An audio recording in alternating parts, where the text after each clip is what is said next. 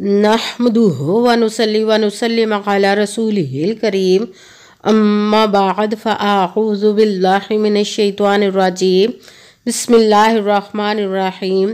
मेरे मुअज़्ज़ज़ सामाईन इकराम, अस्सलामु अलैकुम व रहमतुल्लाहि व बरकातुहू। मैं अपने रब कायनात से ये दुआ करती हूँ कि मेरे जितने भी सुनने वाले हैं रब कायनात सबको सेहतमंद, तंदुरुस्त और लंबी ज़िंदगी अता फरमाए। हम सब की हर मुश्किल, परेशानी और तंगदस्तियों में मेरा रब कायनात हमारी मदद अता फरमाए। हमें ज़हनी, रूहानी, जिस्मानी अज़ियत और तकलीफ़ और बीमारियों से निजात अता फरमाए। हमें ज़हनी और रूहानी सुकून अता फरमाए।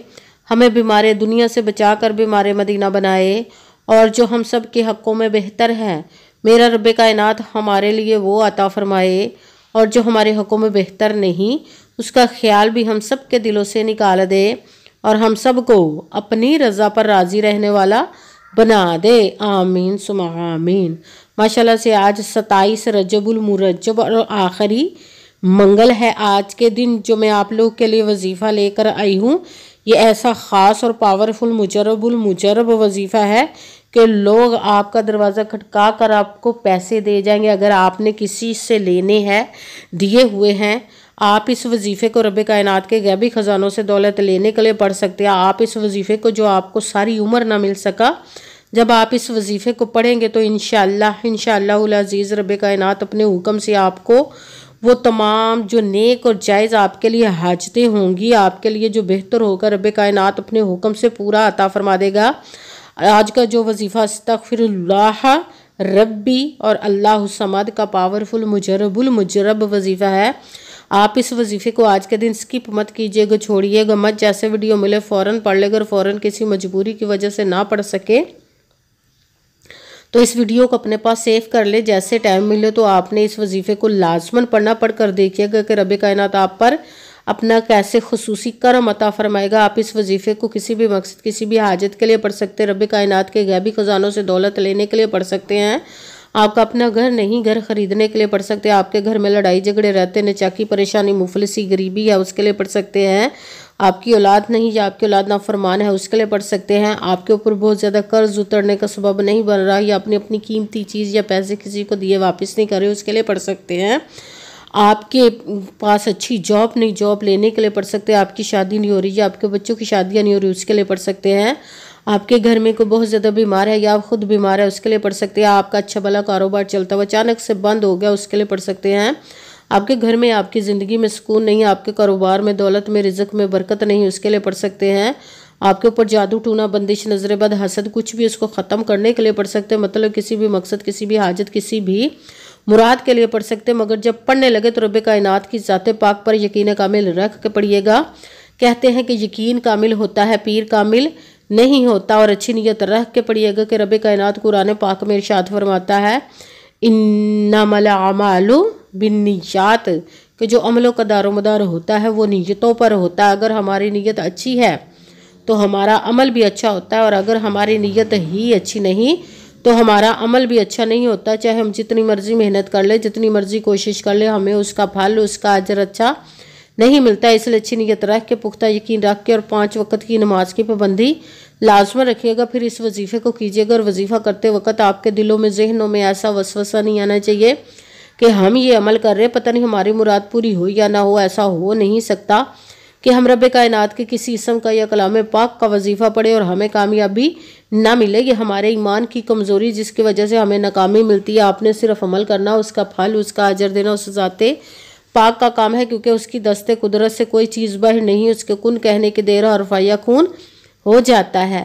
आपने अमल करने के बाद उसके कुन का इंतज़ार करना। इंशाअल्लाह अज़ीज़ अपने हुक्म से आपकी तकदीर के बंद तालों को खोल देगा, नसीब के सितारों को चमका देगा, आपकी ज़िंदगी में ऐसे ऐसे मौजज़े अता फरमाएगा कि आप खुद देखकर हैरान रह जाएंगे। आपको कभी किसी चीज़ की कमी नहीं रहेगी इंशाअल्लाह अज़ीज़ उसके हुक्म से। अगर वीडियो अच्छी लगे तो इसको लाइक ज़रूर कीजिएगा और आगे भी शेयर कर दीजिएगा ताकि किसी दूसरे को हमारी वजह से फ़ायदा पहुँचे तो हमारे लिए सदका जारिया बन जाए। जो नए हैं इस चैनल पर, इस चैनल को सब्सक्राइब कर ले, बेल आइकन को भी दबा लें ताकि मेरी अगली आने वाली वीडियो आप तक पहुंच सके। अगर कोई मुझसे किसी मसले के बारे में इस्तिहारा करवाना चाहते हो, किसी काम का हिसाब लगवाना चाहते हो, किसी काम के लिए वजीफ़े का पूछना चाहते हो या कुरान पाक ऑनलाइन पढ़ना चाहते, महफिल मिलादुन नबी के लिए बुलवाना चाहते हों तो व्हाट्सअप का नंबर वीडियो पर चल रहा है, आप लोग मुझसे रब्ता कर सकते हैं। अगर मेरे भाई या बुज़ुर्ग मुझसे रब्ता करना चाहते हो तो व्हाट्सअप पर वॉइस मैसेज करके अपना मसला बता सकते हैं। अगर बहनें या माएँ मुझसे रब्ता करना चाहती हो तो व्हाट्सअप पर वॉइस कॉल करके मुझसे बात कर सकती हैं, अपना मसला बता सकती हैं। आपने वजीफ़ा करने से पहले कमेंट्स में अपना नाम, जहाँ आप रहते हो जगह का नाम और अल्लाह पाक का एक नाम ज़रूर लिखना है, ताकि मैं भी आप लोगों के लिए दुआ कर सकूँ और फिर वजीफ़े की भी आप लोग को इजाज़त मिल जाएगी। आपने वजीफ़ा करने से पहले पूरी वीडियो को ध्यान के साथ सुन के समझ के फिर वजीफ़े को करना। ऐसा ना हो कि वीडियो को स्किप कर करके छोड़ के सुने और फिर कोई बात रह जाए और आप वजीफ़ा करें, ठीक ना हो। आपने ना तो किसी अमल में कम करके पढ़ना, ना ज़्यादा बढ़ा कर पढ़ना है। अगर कम या ज़्यादा कर देते तो वो हमारा वजीफ़ा ठीक नहीं होता, हमें कामयाबी नहीं मिलती। इसीलिए आपने मुकम्मल वजीफ़ा जिस तादाद और जिस तरतीब के साथ मैं बताने लगी, उसी तादाद और उसी तरतीब के साथ आपने इस अमल को पढ़ना है। आप इस अमल को आज के दिन किसी भी जगह पर बैठ कर पढ़ सकते, घर में, ऑफिस, मदरसा, यूनिवर्सिटी, कॉलेज, शॉप पे। मगर जब पढ़ने लगे तो बिल्कुल खामोशी, तवज्जो, सुकून के साथ पढ़ना कि वजीफ़े के दरमियान ना तो आपने किसी से बात करनी, ना उठना, ना फ़ोन इस्तेमाल करना है। अगर हम वजीफ़े के दरमियान किसी से बात कर लेते या उठ जाते तो वो हमारा वजीफ़ा ठीक नहीं होता, हमें कामयाबी नहीं मिलती। इसीलिए आपने मुकम्मल वजीफ़ा पढ़ने के बाद किसी से बात करनी, उठना या कि फ़ोन इस्तेमाल करना है। आप इस वजीफ़े को आज के दिन किसी भी वक़्त पढ़ सकते, किसी भी नमाज के साथ पढ़ सकते, नमाज के अलावा भी पढ़ सकते हैं। अगर नमाज के साथ पढ़ रहे तो नमाज मुकम्मल पढ़ने के बाद, दुआ मांगने के बाद आपने इस अमल को पढ़ना है। अगर नमाज के अलावा पढ़ रहे हैं तो फिर आपने दुआ मांगने के बाद, नमाज पढ़ने के बाद, दुआ मांगने के बाद इस वजीफ़े को पढ़ना। अगर नमाज के अलावा पढ़े तो बावजू होकर ऐसी जगह पर बैठ कर पढ़ना है जहाँ बिल्कुल खामोशी, तवज्जो, सुकून के साथ आप इस अमल को पढ़ सकें। जब अमल करने के लिए बैठ के तो सबसे पहले आपने दुरूद पाक पढ़ना है। कोई सा भी दुरूद पाक पढ़ सकते हैं, मगर दुरूद इब्राहिमी जो नमाज में पढ़ा जाता है वो वाला दुरूद पाक पढ़ ले तो ज़्यादा बेहतर, वरना कोई सा भी दुरूद पाक आप पढ़ सकते हैं। दुरूद पाक पढ़ने के बाद आपने एक मरतबा आऊज़ु बिल्लाहि मिनश शैतानिर रजीम बिस्मिल्लाहिर्रहमानिर्रहीम पढ़कर अपने मकसद की नियत कर लेनी, जिसके लिए आप इस अमल को पढ़ने लगे। फिर पहले नंबर पर जो आपने वजीफ़ा पढ़ना है वो है अस्तगफिरुल्लाह रब्बी, अस्तगफिरुल्लाह रब्बी, अस्तगफिरुल्लाह रब्बी, अस्तगफिरुल्लाह रब्बी, अस्तगफिरुल्लाह रब्बी, अस्तगफिरुल्लाह रब्बी, अस्तगफिरुल्लाह रब्बी।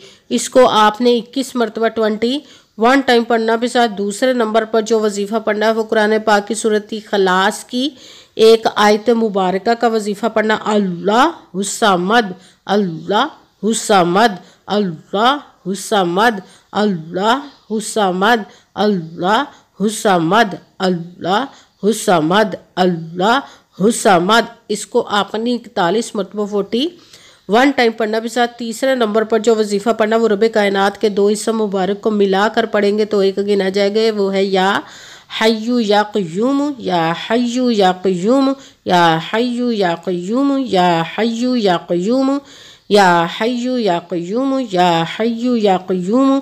इसको आपने 21 मरतबा 21 टाइम पढ़ना है। सबसे पहले एक मरतबा दुरूद पाक पढ़ा, फिर एक मरतबा आऊज़ु बिल्लाहि मिनश शैतानिर रजीम बिस्मिल्लाहिर्रहमानिर्रहीम पढ़कर अपने मकसद की नियत कर लेनी, जिसके लिए आप इस अमल को पढ़ने लगे। फिर पहले नंबर पर जो आपने वजीफ़ा पढ़ना वो है अस्तगफिरुल्लाह रब्बी। इसको आपने 21 मरतबा 21 टाइम पढ़ना। फिर दूसरे नंबर पर सूरत इखलास की आयत मुबारका का पढ़ना है अल्लाह हुस्समद। इसको आपने 41 मरतबा 41 टाइम पढ़ना। फिर तीसरे नंबर पर जो वजीफ़ा पढ़ना वो रब कायनात के दो इसम मुबारक को मिलाकर पढ़ेंगे तो एक गिना जाएगा, या हय्यू या क़य्यूम। इसको आपने 21 मरतबा 21 टाइम पढ़ना। फिर वही दुरूद पाक पढ़ना जो दुरूद पाक आपने वजीफ़ा शुरू करने से पहले पढ़ा था। अब आपका वजीफ़ा मुकम्मल हो गया। अब आपने दोनों हाथों को रब कायनात की बारगाह अक़दस में बुलंद कर लेना। सबसे पहले अपने गुनाहों के बख्शिश की दुआ मांगनी। फिर जिस मकसद, जिस हाजत के लिए आपने इस अमल को किया उसकी खूब दुआ कीजिए। अगर दुआओं में मुझे भी याद रखिएगा, मेरे लिए भी दुआ कीजिएगा। जज़ाकल्लाहु खैरा। जिस मकसद, जिस हाजत के लिए आपने इस अमल को किया, रब कायनात अपने हुक्म से अपने प्यारे महबूब के सदका से, अपने कलाम पाक और इसमें मुबारक के सदके आपकी तमाम नेक और जायज़ हाजात को कबूल व मंजूर अता फरमाए। इंशाअल्लाह अज़ीज़ अपने हुक्म से, आमीन सुम्मा आमीन। अस्सलामु अलैकुम व रहमतुल्लाहि व बरकातुहू।